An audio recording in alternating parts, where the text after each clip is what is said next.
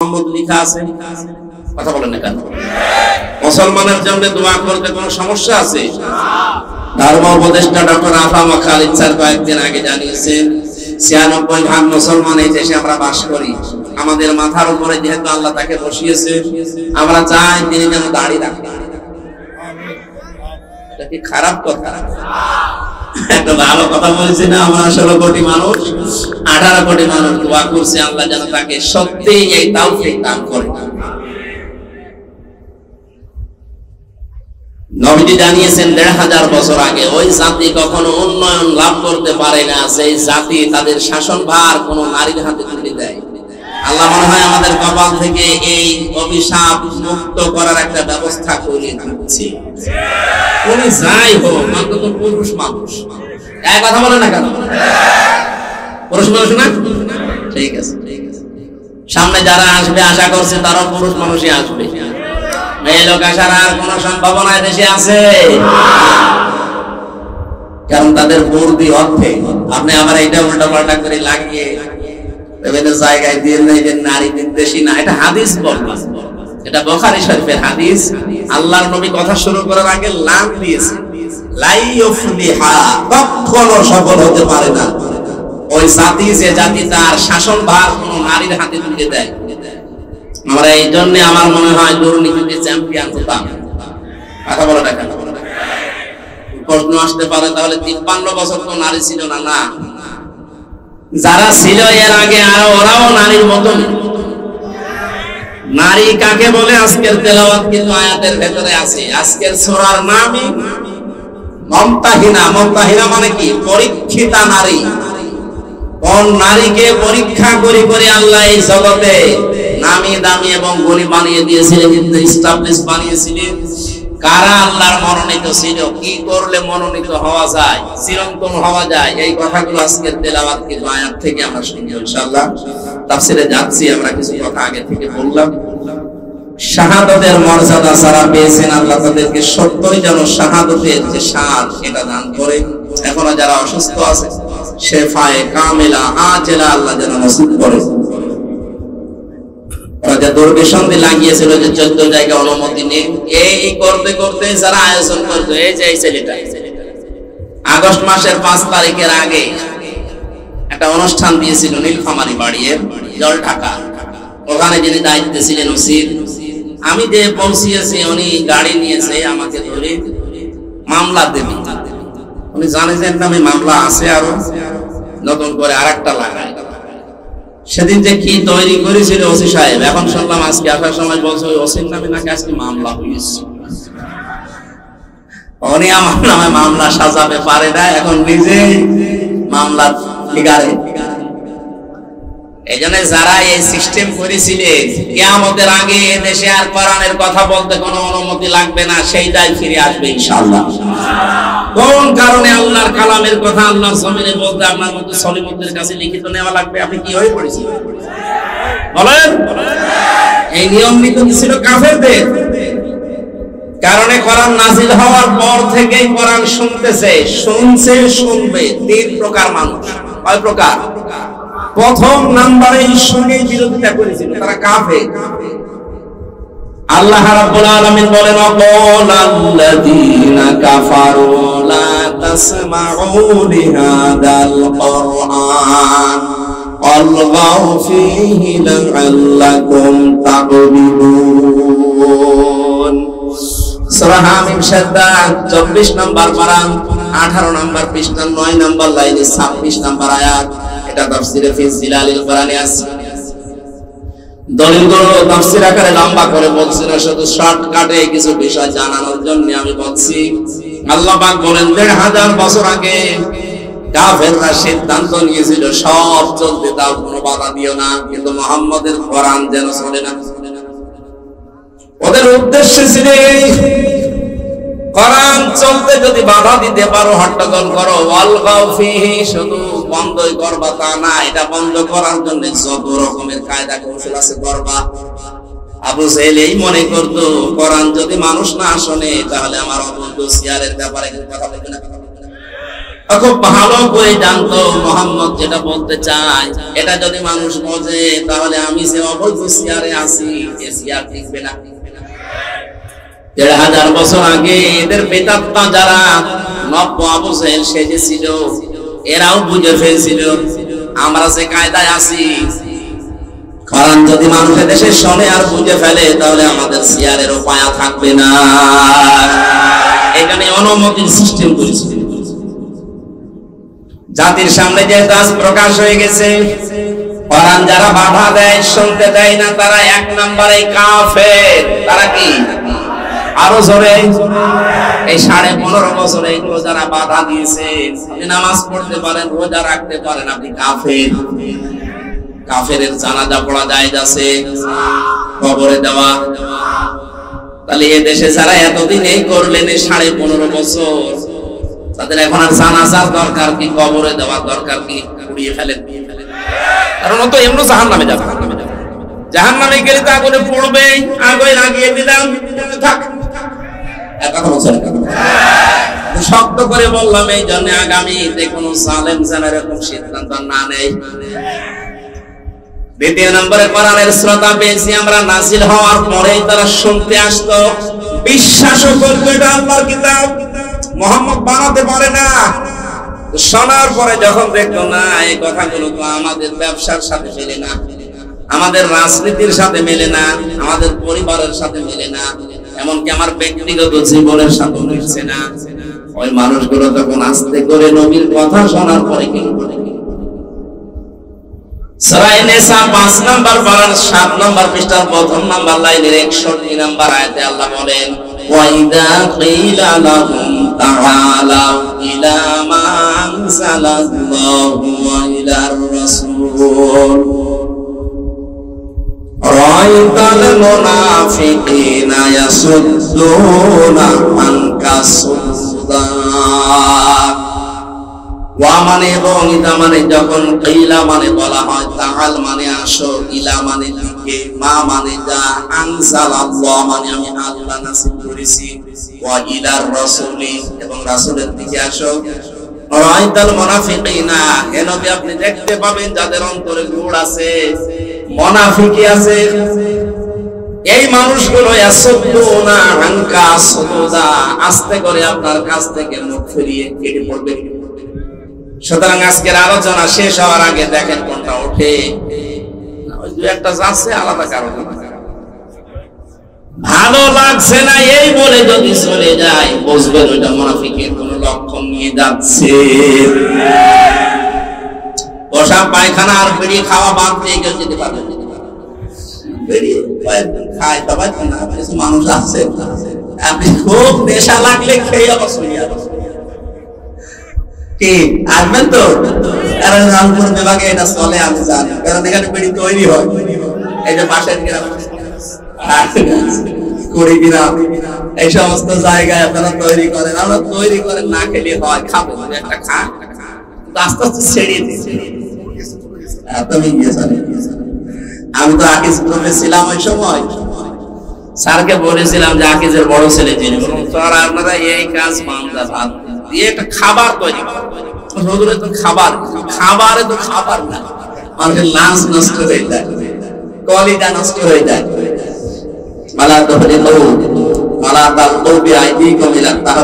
নিজেদেরকে নিজেরা ধ্বংস করে ফেলো না, বিড়ি দ্বারা খান আপনার লাঞ্চ নষ্ট হয়ে যায়। এই লাঞ্চ তো আর আপনার নিজের না, এটা আমার, এটা কে দিয়েছে বলেন তো?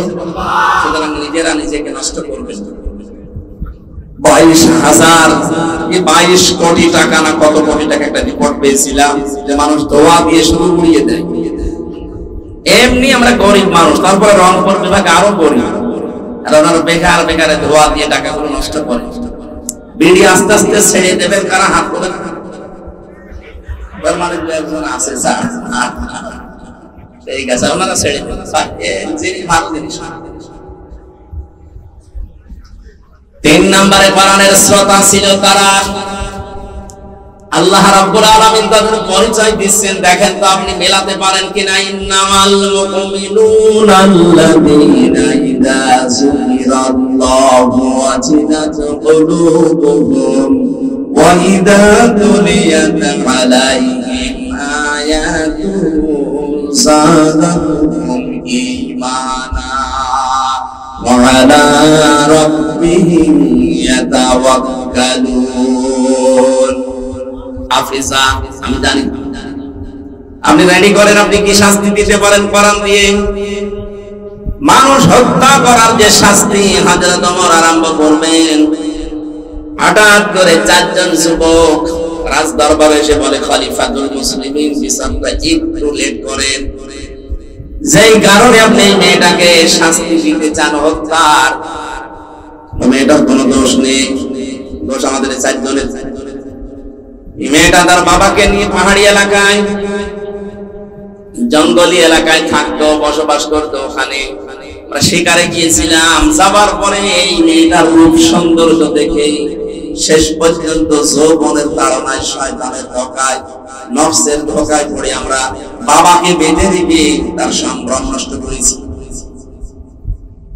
এরপরে সে গর্ভবতী এই কারণে সন্তান এটার কারণে আপনি এই মনে করছিলেন শাস্তি যদি দিতে হয় আমাদের দেন হযরত ওমরদেরকে জিজ্ঞাসা করলেন 3টা দিন পার হয়ে গেল তোমরা আসলে না কেন আগে থেকে যদি আসতে তাহলে আমারে খাওয়াটা বন্ধ হয় না আগেই বিচার করে দিতাম ছেলে গেল বলে খলিফা আমি আসি নাই আমরা এই জন্য মনে করেছিলাম যা করলাম কেউ সাক্ষী তো নেই ধরা যদি না পড়ি বেঁচে যাবো কিন্তু কোরআনে কারিম আমাদেরকে বাঁচতে দিল না বারবার কোরআন আমাদের সামনে এসে এই কথা আমাদেরকে যেন আহ্বান জানায় দুনিয়াতে সে গুনাহ করলে এটার যদি শাস্তি দুনিয়ায় না হয় মরণের পরে কিন্তু আল্লাহ ডবল করে বিচার করবে মুসলমানের এখানে একটা কথা বলে রাখি কোন অপরাধের শাস্তি যদি আপনি দুনিয়ায় না পান ওই অপরাধের বিচার যদি আল্লাহ কিয়ামতে যেদিন করবে ডবল করে করবে কথা বুঝতেছেন 3টা পাপের শাস্তি আল্লাহ ডবল দেবেন সূরা ফুরকান 19 নম্বর পারার 4 নম্বর পৃষ্ঠার 13 নম্বর লাইনে আছে 69 নম্বর আয়াত والذين لا يدعون مع الله إلها آخر ولا يقتلون النفس التي حرم الله إلا بالحق ولا يزنون إلى آخر آية এই দুনিয়াতে আল্লাহকে ডাকে তার পাশাপাশি যারা অন্যকে ডাকে তাদের শাস্তি হবে মরণের পরে ডবল الذين لا يدعون مع الله إلها آخر এই যে মা মানে সঙ্গে সাথে আল্লাহকে ডাকে কিন্তু তার সাথে অন্য কাউকে ডাকে আর এইটাই বাংলাদেশে চালু করার জন্য 15.5 বছর অনেক পড়ে লেগেছিল আপনি আল্লাহকে ডাকেন পাশাপাশি আমার বাবাকেও ডাকেন এইজন্য মোড়ে মোড়ে বাবা বলে না এমন কোন জায়গা ছিল যে বাবা নেই মাথার উপরে বাবা টয়লেটেও বাবা আমি তো অনেক টয়লেটে যেতে গেছি বঙ্গবন্ধু টয়লেট কি গো আর কোন জায়গা বাকি ছিল টাকার ভেতরে দিয়ে রেখেছেন জানো বাজার করতে গেলে ওইদিকে তাকিয়ে মনে হচ্ছে না একজন আছে মাথার উপরে রেখে দিয়েছেন অথচ কোরআন জানিয়েছে ওয়া কালিমাতুল্লাহি হিয়াল উলিয়া সব জায়গার উপরে থাকবে আমি আল্লাহর কথা এখন ডক্টর মোহাম্মদ ইউনূসের মাথার উপরে যেটা লেখা লা ইলাহা ইল্লাল্লাহ মুহাম্মাদুর রাসূলুল্লাহ আমরা এইটা চাই এক কথা বলেন সব জায়গার উপরে থাকবে কার কথা আল্লাহকে ডাকার পাশাপাশি যারা অন্য কাউকে ডাকার সিস্টেম করে দিয়েছিলেন তাদের শাস্তি ডবল হবে আল্লাহ মনে নাই এইটা সহ্য করে নাই এই জন্য বিকাল 5টা বাজতে বাজতে সারা দেশ থেকে আল্লাহর বিপক্ষে তারা তাদের নষ্ট করে দিয়েছে আমার কুষ্টিয়াটা একটু শক্ত ছিল ওটা ভাঙতে একটু দেরি হয়েছে এত শক্ত পাথর সারা দেশের টাকা পয়সা খরচ করে করে আমার মনে হয় এগুলো বানিয়েছিল অন্যান্য জেলার তুলনায় আমার কুষ্টিয়াতে যেহেতু আল্লাহর ওলি 2 জন আছে হানিফ আরিও এই 2 জন মিলে বানিয়েছে এত মহব্বত আপনার আল্লাহ রাগ ও মানুষের অন্তরে তাদের প্রতি এত বেশি দিয়েছে। একজনকে দেখলাম আদালতে কেউ লাথি দিচ্ছে, পচা ডিম দিচ্ছে, আর একজনের বাড়ির ইট খুলে নিয়ে চুরি করছে। আজকে আমরা পরিষ্কার আল্লাহর সাথে অন্য কাউকে ডাকবো না, সে মরা বাবা হোক আর জিন্দা বাবা হোক। কথা বলেন না কেন? বিভিন্ন মাজারে এই সিস্টেম গুলো চলতো। আল্লাহর পাশাপাশি ইয়ালি বাবা, শাদি বাবা, দয়াল বাবা, ন্যাংটা বাবা, এই জন্যই তো মাজার ভাঙা আরম্ভ হয়েছে। একেবারে শিরকের প্রকাশ্য কারখানা এটা। আল্লাহকেও ডাকে, আল্লাহর পাশাপাশি পীরকেও সেজদা দিচ্ছে, এটা আল্লাহর সাথে শিরক। লা তাত্তাখিযুল কুবুর মাসাজিদা, কবরকে সেজদার জায়গা বানিও না। ওরা সরাসরি যে সেজদা দিত লালনের মাজারে। আর প্রকাশ্য কাজা তো আছে। অধিকাংশ মাজারে আমরা দেখেছি জেনার কারখানা। এই জন্য হাক্কানি আলেম এই দেশে যারা আছে বলেছে মাজার গুড়িয়ে দাও, ভেঙে ফেলো। কোন কারণে মাজার বানাতে হবে? হযরত ওসমানের মতো মানুষ, জান্নাতের সার্টিফিকেট পাওয়া মানুষ দুনিয়ায়, সেই লোকটা পড়ে আছে জান্নাতুল বাকিতে, কিচ্ছু নেই, পাথর দেওয়া মাত্র। আর দেশের গরু ছাগল মরে যায়, তার কবর 3 তলা হয়। কোথায় গেছেন? কোরআনের পাকে বিশ্বনন্দিত মুফাসসির, আপনি তো তার চাইতে কোরআনের খেদমত বেশি করেননি। সেই লোকটা পড়ে আছে, মাত্র মাথার কাছে একটা পাথর দেওয়া দেখলাম। কোন গরু ছাগল কোথায় মরে, ঈমান আছে কি নেই তাও নেই, সারা জীবনে পোশাক করে পানি নেয়নি, 14 তলা বানিয়ে রেখেছে। সবগুলো মাটির সাথে মিশিয়ে দেওয়া দরকার। আজকে থেকে আমরা সিদ্ধান্ত নিয়ে বাড়ি যাব, যতদিন বাঁচি আল্লাহর সাথে আর কাউকে ডাকবো না। এই রাজি আছেন আপনারা? 2 নম্বরে যারা অবৈধভাবে মানুষকে হত্যা করে, বাংলাদেশ স্বাধীন হওয়ার পরও এত হত্যা হয়নি। এই 9 সাল থেকে 24 সালে হত্যা হয়েছে।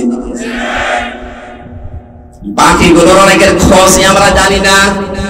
আমি মাঠের নিচে ছিলাম 10 দিন, আমি দেখেছি কত মানুষের কান্নার আওয়াজ আসতো আমার কানে। চোখ কালো কাপড় দিয়ে বেঁধে নিয়ে মাজায় একটা দড়ি নিয়ে ওরা হাঁটিয়ে নিয়ে যেত, মনে তো অনেক মতো নিয়ে যাচ্ছে। আশপাশ থেকে কান্নার আওয়াজ পেতাম, কারণ কোনো আওয়াজ তো ওখানে যাওয়ার কথা না। মানুষ সিঁড়ি দিয়ে উপরে ওঠে, আর ওরা সিঁড়িতে মানে নিচে নিয়ে যেত, মানে মাটির নিচে ওটা। কোন জায়গায় এটা আমি জানি না, যেখানেই নিয়ে গিয়েছে বহু মানুষের কান্নার আওয়াজ পেতাম মাঝে মাঝে। আর একটা আওয়াজ দিত, আহ, এরকম একটা আওয়াজ বুঝতাম। এখানে কয়েক মাস ধরে মানুষ হয়তো আছে, যে সমস্ত মানুষ পাহারা দিয়ে যেত ওই এসআই যারা, তাদেরকে প্রকাশ গোপনে বলতাম ভাই যে আওয়াজ আসতো, শব্দ না। অধিকাংশ গুলোকে হিন্দু পেয়েছিলাম, কিছু কিছু যাদের একটু বংশত্ব আছে, 1 মাস 2 মাস না, কেউ 2 বছর 5 বছর পরে আছে, কেউ জানেই না। আপনি এখনো পর্যন্ত বলেন আমার কি দোষ, কি দোষ আপনি টের পান না। কোন দোষ যদি আপনার নাও থাকে, আপনার সবচেয়ে বড় দোষে আয়না ঘর। আপনি জানেন না কি হয়তো ওখানে ইলিয়াস আলীর মেয়েকে নিয়ে আপনি কি করলেন, কি নাটক, কি প্রতারণা, অথচ তাকে আপনি মেরে ফেলেছেন আগে। আমার মাঝে মাঝে রিমান্ডে আশ্চর্য লাগতো, আল্লাহ, যে অফিসার গুলো এই করে যায় আমার সাথে, এরা রাতে বাড়িতে ঘুমাইছে, এদের তো ঘুম আসার কথা না। হয় লাল পানি খায় নাই বড়ি খায়, তাছাড়া ঘুম আসার কথা না। এখানে শাস্তি হবে তাদের ডবল। এখন শুরু হয়েছে কেবল ডবল শাস্তি হবে। যারা অন্যায় ভাবে মানুষকে হত্যা করেছেন, ইন্ধন দিয়েছেন, বিভিন্ন কায়দা কৌশল করে এগিয়ে দিয়েছেন, আপনার শাস্তি ডবল হবে। মার্ডার মামলা আজকে, গুমের মামলা আন্তর্জাতিক আদালতে, যে পালিয়ে গেছে তার নামে আজকেও দেখলাম 2টা মামলা রয়েছে। আপনি যে সাহস করেন যে আমি পাশাপাশি আছি, চট করে ঢুকে পড়বো, আসেন আপনি আসেন, আপনাকে আমরা চট করে ঢুকবেন আর ফট করে ঢুকে দেবো, আয়না করবেন, থাকেন পড়ি ওখানে। ব্যারিস্টার আরমান 8 বছর আছে, আপনি 16 বছর থাকবেন, 16 বছর বাঁচবেন না, যে কয় বছর আছেন ওখানে থাকবেন, দেখেন কেমন লাগে। ভার্সিটি থাকতে আমি একটা উপন্যাস পড়েছিলাম, ওর নাম হচ্ছে দেখ কেমন লাগে। আমার বাবা এইটা ওদের কপালে আছে। এই কথা বলেন না কেন? এই কয়েকজনের তো আশা করছেন যে আসি পাশাপাশি চট করে ঢুকে পড়বো, আসেন ঢোকাবো, দেখ কেমন উপন্যাসটা পুরোপুরি পড়লে তো ভালো লাগে। আমার মনে হয় সামনে এদের কপালে এইটা হতে যাচ্ছে। ভাইরা আমার, অন্যায় ভাবে যারা হত্যা করেছেন ডবল শাস্তি পাবেন। 3 নম্বরে যারা জেনা করে দুনিয়ায় তাদেরও শাস্তি ডবল হবে। সূরা ফুরকানের আয়াত। মেয়েটা বলছে খলিফা, এই ছেলে 4 জন বলছে খলিফাতুল মুসলিমিন। চিন্তা করলাম দুনিয়ায় মার্ডারের শাস্তি যদি না পাই, কিয়ামতে আল্লাহ কিন্তু ডবল শাস্তি দেবে। কয়টা?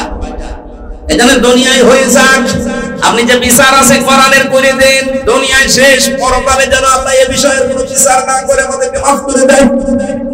হযরত ওমর বললেন, তাই তো তোমরাই তো দোষী, মেয়েটার তো দোষ নেই। মেয়েটাকে ডাক দিয়ে বললেন, তোমার দোষ এইটা যে তুমি 12 টুকরা করেছো লাশটা আমার ঘরের বারান্দা রাখলে, অন্য কোথাও ফেলে দিলে না কেন? মেয়েটা কোরআনের হাফেজা, ডাক দিয়ে বলছে, খলিফাতুল মুসলিমিন, আমার সন্তানকে আমি গলা টিপে মেরে ফেলতে পারতাম।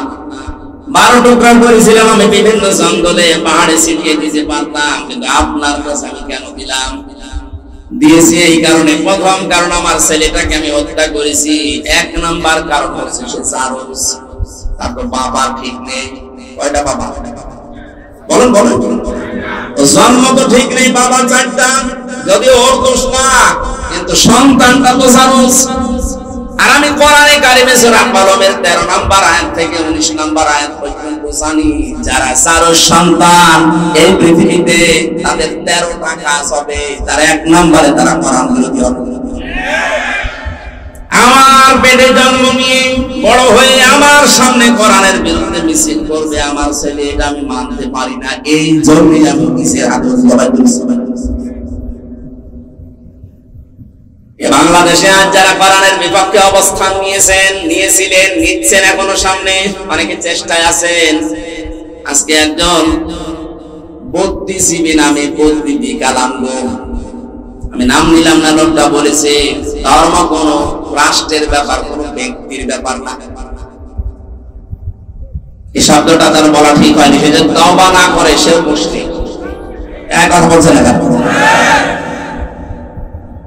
কোন মানুষের যদি ধর্মই না থাকে, ওরা উদাহরণ দেয় যে নিরপেক্ষ হওয়া লাগবে। পৃথিবীতে কোন নবী ধর্মের ব্যাপারে নিরপেক্ষ ছিলেন? আপনি একজনের নাম বলেন, বলেন। এই ধোঁকাটাও চলছে সামনে, হয়তো সামনে আসতে পারে। আগে থেকে সতর্ক করলাম, যারা এগুলো করছেন এগুলো ধোঁকাবাজি। আমরা এক জালেমকে বিদায় দিয়ে কোন নতুন জালেমকে আর এই জায়গায় আমরা দেখতে চাই না।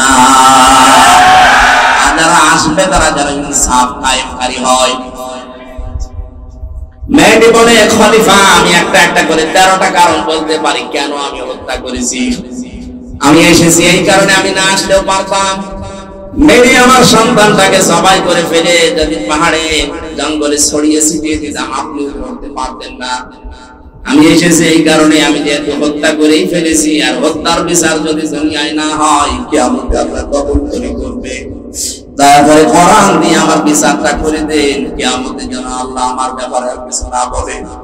হযরত ওমর 5 জনের বিচার করলেন। আমার বোঝানোর বিষয় ছিল, কোরআনে কারীম দেশে থাকার কারণে, কায়েম থাকার কারণে ওরা গুনাহ করেছিল, কিন্তু গুনাহ করার পরেও কোরআনে কারীম তাদের ভেতরে অনুশোচনা, অনুতপ্ত এমন ভাবে ধরিয়েছে, মরণের আগে তারা ঈমান নিয়ে বিদায় দিতে পেরেছে। এদেশে যদি কোরআন কায়েম হয়ে যায়, আপনার মদ খেতে মনে চাইবে না, বিড়ি খেতে মনে চাইবে না, ডাল পানি খেতে মনে চাইবে না, কারণ পরিবেশটাই হয়ে যাবে এরকম। ছোটখাটো গুনাহ যদি নফসের ধোঁকায়, শয়তানের জালে পড়ে হয়ে যায়, কোরআন আপনাকে বাধ্য করবে অনুশোচনা করে, তাওবা করে জীবনের মতো ঈমান নিয়ে বিদায় নেওয়ার। বলেন আমিন। আল্লাহ, আমরা এরকম একটা পরিবেশ চাচ্ছি, কথা বলেন ঠিক কিনা? আল্লাহ যেন আমাদের কোরআনের শ্রোতা হিসাবে মুনাফিকের কোন স্থান এখানে না দিয়ে, 3 নাম্বার যেটা বলেছিলাম যে ঈমানদার, এই মানুষগুলোর যে বৈশিষ্ট্যগুলো আল্লাহ দিয়েছেন সূরা আনফালের 2, 3, 4 নাম্বার আয়াতে, আল্লাহ আমাদের ভরপুর করে বাড়িতে নিয়ে যান। বলেন আমিন। দরুদ আর সালাম পাঠের মাধ্যমে আজকের তেলাওয়াত কিন্তু আয়াত সূরা মুমতাহিনা কোন সূরা? আবার ওদের ছবি টাঙিয়ে রাখে কোন কাটসান। তাহলে এখন আমাদের কি অনুসরণ হওয়া লাগবে? মাথার এই চুল থেকে শুরু করে পা পর্যন্ত। অনেকে দাড়ি রাখে কিন্তু এমন স্টাইল, এটা স্টাইল হবে, সুন্নাত হবে না। রাসূলের সুন্নাত এক মুষ্টি পরিমাণে দাড়ি রাখতে হবে, এরপরে যদি কেটে ফেলেন অসুবিধা নেই। এই কথা বুঝতেছেন? যদি এই মাসলাটা নিয়ে মতভেদ আছে আলেমদের ভেতরে, তবে এক মুষ্টি রাখবেন আপনি। আমি ওই মতভেদপূর্ণ বিতর্কে গেলাম না। দাড়ি আপনার রাসূলের মতো হয় না, মাথার চুল রাসূলের মতো হয় না। মোছে রাখার সিস্টেম আল্লাহর নবী বলেন খালিফুল মুশরিকিনা ফুল্লুহা ওয়া ফুশাবি, মুশরিকদের বিপরীত করবা, দাড়িকে লম্বা করে দিবা আর মোছকে খাটো করবা। আজ রবীন্দ্রনাথ ঠাকুরের এই জাতীয় সঙ্গীত নিয়ে কয়েকদিন যা আরম্ভ হয়েছিল, আমার যে 7টা কারণ সামনে এসেছিল তার ভেতরে এইটা একটা, এই মুশরিক লোকটা তার দাড়ি আর মোছ সমান সমান রাখবে। কথা বলবে কেন? রাসূলের প্রথম জিনিসটাই সে মানে নাই। সে যদি মোছ খাটো করে দাড়ি লম্বা করতো তাও মুসলমানদের ভেতরে একটা কিছু আসতো। দ্বিতীয় নম্বর, ও যখন এটা লিখেছে তখন কিন্তু বাংলাদেশ হয়নি। কথা বলে না কেন? তাহলে এই দেশের জন্য ওটা লেখে নাই। আমাদের একটা আবেগের জায়গা, সুতরাং জাতীয় সঙ্গীত যদি লিখতেই হয় দেশ নিয়ে লেখা লাগবে। এই কথা বলে না কেন? দেশ ভাগ হওয়ার পরে যেটা লেখা হয়েছে, আপনি তাকান মহিব খানের ইঞ্চি ইঞ্চি মাটি সোনার চাইতে খাঁটি, এইটা জাতীয় সঙ্গীত বানান। কথা বলে না কেন? কারণ এটা আমার ছেলে মেয়েরা যখন পড়বে তখন যেন দেশের প্রতি ভালোবাসা জন্মায়, মানবতার প্রতি ভালোবাসা জন্মায়। সর্বোচ্চ ওর ভেতরে ইসলামের কিছু কথা দেওয়া আছে। আমরা মুসলমান, মুসলিমদের এই কথাগুলো আমাদের অন্তরে বাঁচবে। আর এই মুশরিকের কথা আছে, আল্লাহকে বিশ্বাস করতো না, আল্লাহর সাথে শিরিক করতো, রাসূলের কোন নিয়ম নীতি তার ভেতরে আমরা পাই না। এই মানুষটার জীবনী নিয়ে, মানুষটার কথা নিয়ে আলোচনা হবে। ঢাকা বিশ্ববিদ্যালয়ে আগামী থেকে যদি কোনো আলোচনা অনুষ্ঠান হয়, স্যার সলিমুল্লাহ খান যিনি জমি দিয়েছিলেন তার নামে হওয়া লাগবে। কথা বলেন না কেন?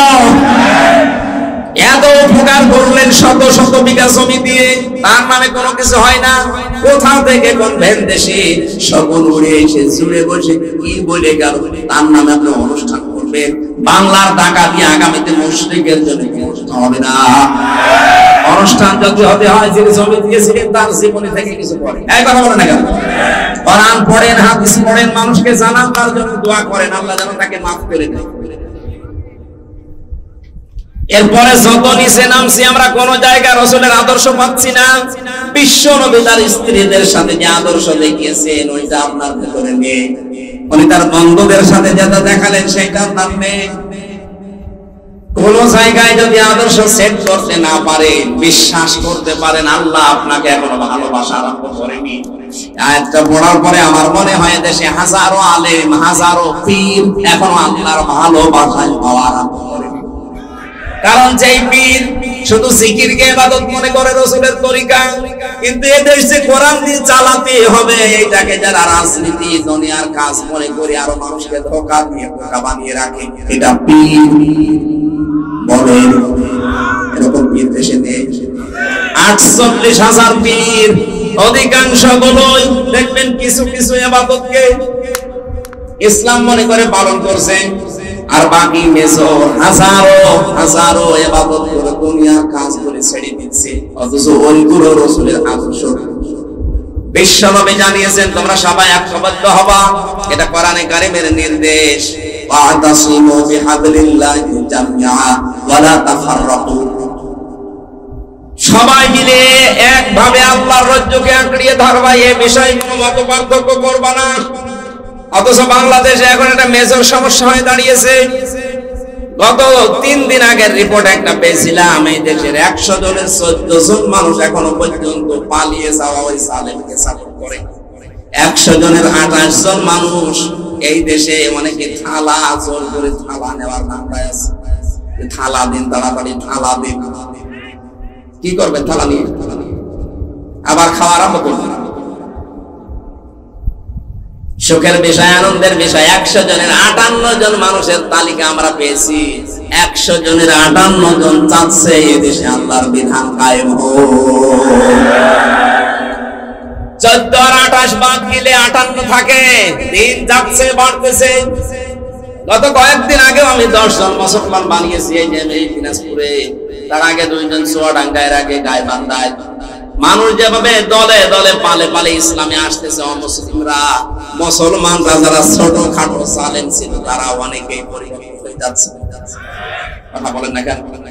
আমরা এগুলো দেখতে পাচ্ছি। নবীজি যা করেছিলেন মক্কার পরে, মক্কা বিজয়ের পরে নবীজি যা যা করেছিলেন এদেশের ডাক্তার শফিকুর রহমানের ভেতরে আমরা সেইটাই দেখতে পাচ্ছি। 1500 বছর পর আমার মনে হচ্ছে নবীর আদর্শটা আমরা দেখতে পাচ্ছি। আজ বিশ্ব নবী মুহাম্মদ রাসূলুল্লাহ ওই সময় বলেছিলেন, সাবিরা 3টা কাজ করবা না। কোন নারীর গায়ে হাত দিবা না, কোন শিশুর গায়ে হাত দিবা না, কোন ফলদার বৃক্ষ কাটবা না। 3টা কাজ বেশি বেশি করবা। যেখানে তিনি অবস্থান নিয়েছিলেন বলেছিলেন, তারপর আশপাশে তোমরা রান্নাঘর, চুলা এটা বেশি বানাবা, আর টয়লেট পায়খানা যেটা এটা কম বানাবা। আর আমার শত্রু বড় এখন বেঁচে আছে, আবু জেহেল নেই, আবু সুফিয়ান আছে, তার ঘরে যদি কেউ আশ্রয় নেই তাকে তোমরা মাফ করে দিবা, ক্ষমা করে দিবা। এই 1400 বছর পর ডাক্তার শফিকুর রহমান এত অত্যাচার, জুলুম, নির্যাতনের শিকার হওয়ার পর এই কাজগুলো তিনি এখন দেখিয়েছেন। যারা আমাদের প্রকাশ্য শত্রু ছিল তাদের ওই ঘর বাড়িগুলো উনি পাহারা দিয়েছেন লোক দিয়ে। কথা বলেন। কৌশল অবলম্বন করার জন্য মুসলমানদেরকে নিয়ে তিনি ঐক্য হওয়ার চেষ্টা চালাচ্ছেন। আমরা দেখতে পাচ্ছি কিছু মানুষ এখনো পর্যন্ত সেই মানধাত আমলের আকীদা এই নিয়ে তারা এখনো ডিভাইডেড আছে। মুফতি জসিমউদ্দিন রহমানী মাদ্দাজিল্লুহুল আলী কয়েকদিন আগে জেল থেকে বের হয়ে উনি জানিয়েছেন এই দেশে মুসলমান যেন এক হতে না পারে, এর পেছনে সব চাইতে জঘন্যতম ভূমিকা পালন করছে একজন পীর। জাতি কিন্তু বুঝে ফেলেছে, যারা ফরিদউদ্দিন মাসুদের মতো মানুষকে তালয় বানিয়েছেন। এই কথা বলে না কেন? আপনি আর তালয় বানানোর লোক পাননি দেশে। এর মানে একটা কলঙ্কিত মানুষ মুফতি আমিনী সাহেবের জামাই মাওলানা শাখাওয়াত হোসেন রাজি আমার সাথে 3 বছর ছিল বেচারা। ওই মাঝে মাঝেই বলতো, টক শোতেও বলেছে, এই বাংলাদেশে তাসলিমা নাসরিনের মতই এই ফরিদউদ্দিন মাসুদ, কোনো পার্থক্য। ও আর একই তেলকটা কোরআনের পাখি সাইদি সাহেবের ফাঁসি চাইতে পারে। একটা মাজলুম মানুষ সে জেলখানায় আছে, তারা আমৃত্যু দিয়েছিল, আর এই লোকটা শাহবাগে গিয়ে বলছেন তার ফাঁসি চাই। এটা একটা টাটকা নির্ভেজাল কোরআনটা। আলেম নাম নিয়েছে, ওর নাম নাকি বুজুর্গ আল্লামা, কত কিছু দিয়েছে। ওর নামে বুজুর্গ দিলে আল্লাহর আরশ কাঁপবে, ওর নাম বেজির বু। কথা বলে না কেন? যে কয়টা 5-8টা গরম ছিল যারা মাসলুমের বিপক্ষে অবস্থান নিয়েছিল, পক্ষে না গিয়ে জালেমদের পা শুধু শিখেছে। যারা কওমি জননী নাম দিতে পারে জালেমকে, একটাকেও যেন বিচার ছাড়া আর বাঁচতে না দেওয়া হয়। প্রত্যেকের বিচার আমরা দেখতে চাই। এই কথা বলেন। ওই যে মাইজ ভান্ডারী নসিবুল বসক, ও শয়তান সেদিন ভিডিও পাঠিয়েছে যে আমি যা করেছি জামাতের বিরুদ্ধে, শিবিরের বিরুদ্ধে, বিএনপির বিরুদ্ধে, এরা আমারে ছাড়াবে না, জীবনও আপনাকে ছাড়া হবে না। আপনি সবচাইতে বড় মারাত্মক ভুল করেছেন কোরআনের পাখির বিরুদ্ধে মামলা দিয়ে, তাও মিথ্যা মামলা। যারা সাক্ষী দিতে যায় তাদের সাক্ষী পর্যন্ত গায়েব হয়ে যায়। ও নিজে যখন স্বীকার করছে যে আমি ইয়া করেছি, আমারে ছাড়বে না, না আমরা ছাড়তেও চাই না, দৃষ্টান্তমূলক শাস্তি চাই এই মাইজ ভান্ডারীর। কথা বলেন। আলেম নামে কলঙ্ক, এগুলো নাম নিয়েছে কি সুন্দর সুন্দর। দেখেন কুসেআ, কি কুসেআ, কি কুকুর, শ্রীগাল, বিড়াল। যাদের নামে ডিরেকশন ডিগ্রি 14টা করে ব্যবহার করে, এগুলো জাহান্নামী মানুষের আলামত। আপনাকে মানুষ নিজে ডাকবে, আপনি আল্লামা কিনা, নিজের নামে আগে পরিচয় পরিচয় দেয় আমি শোলাকিয়ার ইমাম। কিসের শোলাকিয়ার ইমাম? ইমামতি করার জন্য সেই গোপালগঞ্জ থেকে গুন্ডা ভাড়া করে এনে বাইতুল মুকাররমের মতো জায়গা অপবিত্র করেছে। কত মুসল্লির রক্ত ছড়িয়েছে, এর যেন ছাড় দেওয়া না হয়। এই কথা বলে না কেন? যেই দিন কওমি সলনি নাম দিয়েছে এই রুহুল আমিন নামে, আলেম নামে কলঙ্ক, সেই দিন জেলখানায় ওর নামে বদয়া করেছে কওমি মাদ্রাসার আলেমরা। আমার সাথে 86 জন 76 জন ছিল। মাওলানা মামুনুল হক থেকে শুরু করেছে আলেমগুলো ছিল। কি করলো কি? আমাদের তো ডুবিয়ে মারল। এখনো পর্যন্ত আপনি একটা পীরের নাম নিয়ে তার সাফাই গিয়ে যাচ্ছে।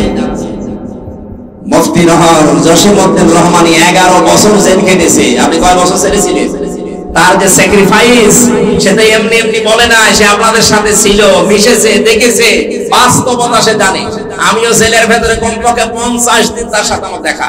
মাঝে মাঝে আমারে বলতো, হামজা, এদেশে যদি একত্রিত মুসলমান না হয় তার পেছনে সবচেয়ে গুরুত্বপূর্ণ ভূমিকা কঠিন জঘন্যতম ভাবে পালন করে কি এখনো পর্যন্ত করে যাচ্ছেন। আপনি থামবেন, একটা ঐক্য হওয়ার চেষ্টায় আছে।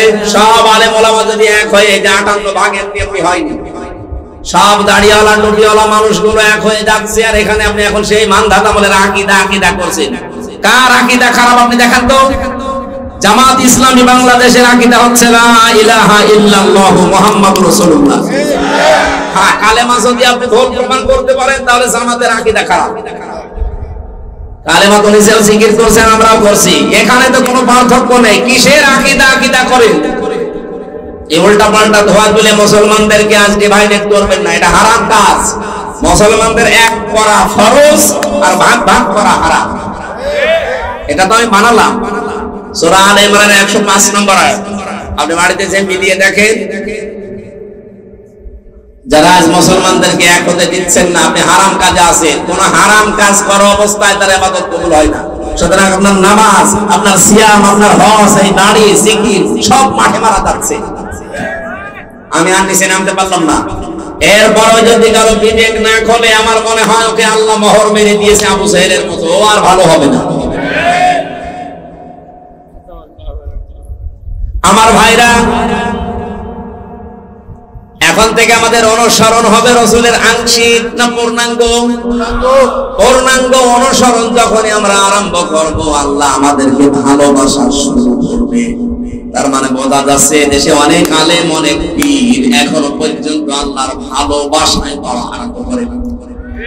আমরা করেছি, আমরা যারা করছি, চেষ্টা চালাচ্ছি। হ্যাঁ, মাথা থেকে শুরু করে সংসদ পর্যন্ত সব জায়গায় আমার রাসূলের আদর্শ আমরা মেনে নেব। যখনই সিদ্ধান্ত নিয়ে মাঠে নেমে পড়বেন, বুঝবেন আল্লাহ আপনাকে ভালোবাসা আরম্ভ করছে। আল্লাহর ভালোবাসা আরম্ভ হয় তখন যখন কয়েকটা কাজ আপনি দেখতে পাবেন। এই টাকা আপনাকে যে আল্লাহ ভালোবাসে তার প্রমাণ হিসাবে কয়েকটা কাজ আপনি দেখতে পাবেন সামনে।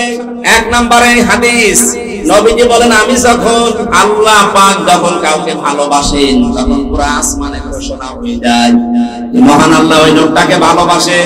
আমরা সবাই যারা আসমানে আছো সবাই ওকে ভালোবাসো। পুরো আসমানের ফেরেশতারা তখন তাকে ভালোবাসা আরম্ভ করে দেয়। জমিনে ঘোষণা দেওয়া হয়, পুরো জমিনবাসী শোনো, হামজাকে আল্লাহ ভালোবাসা আরম্ভ করেছে, তোমরাও ভালোবাসো তাকে। তখন পুরো সৃষ্টি জগতের ভেতরে আল্লাহ একটা মহব্বত পয়দা করে দেয়। আমরা এইটা আজ দেখতে পাচ্ছি। আপনি তাকান, এতদিন যাদের স্বাধীনতা বিরোধী, রাজাকার, জঙ্গি, উল্টা পাল্টা নাম দিয়ে বহু কালার করার চেষ্টা চালিয়েছে, আগস্টের 5 তারিখের পর থেকে আজকের এই 23 তারিখ পর্যন্ত আমরা দেখতে পেলাম তারা জঙ্গি না, তারা জনগণের সঙ্গী। এই ভালোবাসাটা এখন আল্লাহ পয়দা করে দিয়েছে নিচে। পুরা আসমানে আল্লাহ ঘোষণা দিয়েছে যে তাদেরকে ভালোবাসো তোমরা। জমিনের লক্ষ লক্ষ সৃষ্টি সবার ভেতরে তাদের মহব্বত, ভালোবাসা এটা ঢুকিয়েছে কি? এত প্রমাণ দেওয়ার পরও যদি আপনার এখনো পর্যন্ত মনে হয় না, এদিকে আসেন, আসেন, এদিকে আসেন। এজন্য আমাদের উচিত হবে এখন এই মুহূর্তে দলাদলি বন্ধ করে দেওয়া, ছোটখাটো বিষয় সব আমরা বাদ। এরপরেও যদি আপনি এক জায়গায় হতে না পারেন, আবার কবে হবে? আবার যদি কোন নতুন জালেমে চেয়ারে বসে, কিয়ামতের আগে লাগাতে পারবেন না। আমাদের উচিত এখন সুযোগ, ছোটখাটো বিষয় সব বাদ। কে দাড়ি রাখে, কে দাড়ি রাখে না, কে সুব্বা গায়ে দেয়, কে দেয় না, এটা পরে করবেন, আগে জায়গাটা ঠিক করে। এখানে থাকলে আপনি ইসলামের নিয়মে 100 লাখ মানতে পারবেন।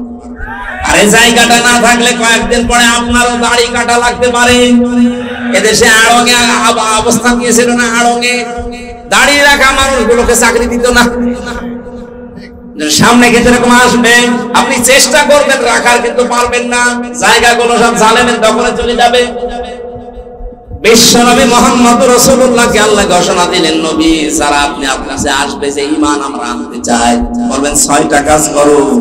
1 নম্বরে আলা আল্লাহ ইউশরিকনা বিল্লাহ, কোনদিন আল্লাহর সাথে কোনো বিষয়ে শরীক করবা না।